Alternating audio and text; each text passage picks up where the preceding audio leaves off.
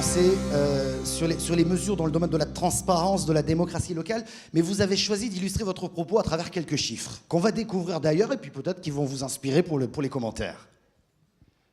Bonsoir à tous.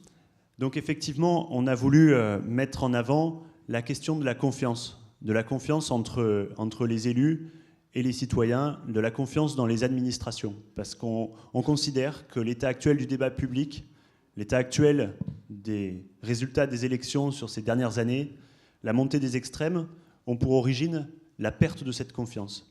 Et c'est ça qu'on a voulu travailler à travers le premier pilier de notre campagne, qui est intitulé « Démocratie, citoyenneté et transparence ».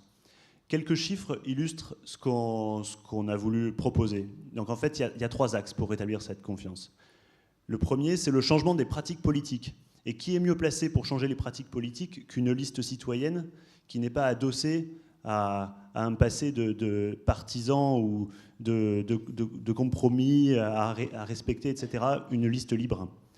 Et c'est le premier chiffre, c'est le 0, comme le nombre d'élus de Nîmes en avant qui cumuleront les mandats. Et ça, par rapport aux autres candidats, la comparaison sera vite vue. Le deuxième et le quatrième chiffre qui apparaît ici répond à la même logique. C'est-à-dire qu'aujourd'hui, quand on regarde la mairie de Nîmes, il y a 21 adjoints et 21 conseillers municipaux délégués pour entourer le maire. Est-ce vraiment nécessaire d'être aussi nombreux ? Nous considérons que ce n'est pas nécessaire.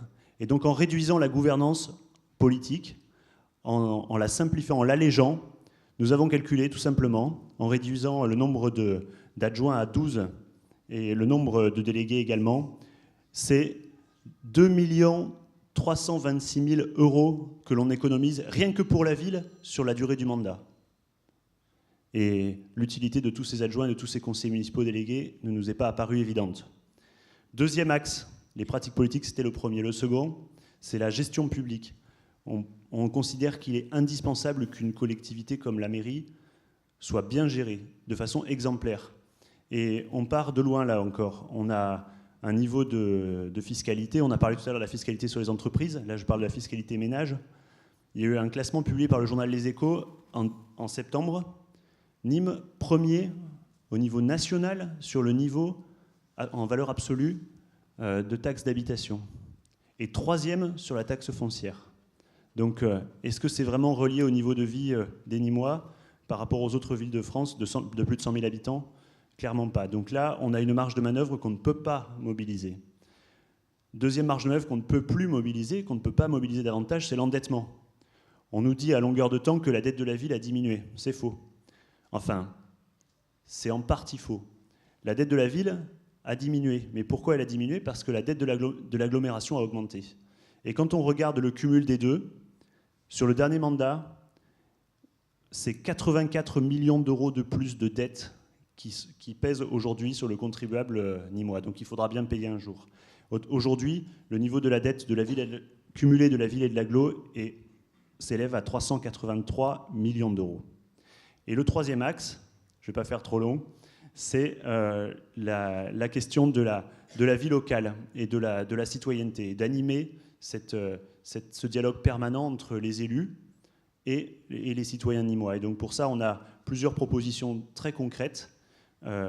La première, c'est par exemple de construire collectivement une charte nîmoise de la laïcité, parce que ça, c'est vraiment un sujet important aujourd'hui, sur lequel il est important qu'on clarifie les choses et qu'on les partage en associant les représentants des associations, du monde enseignant, en associant évidemment les élus.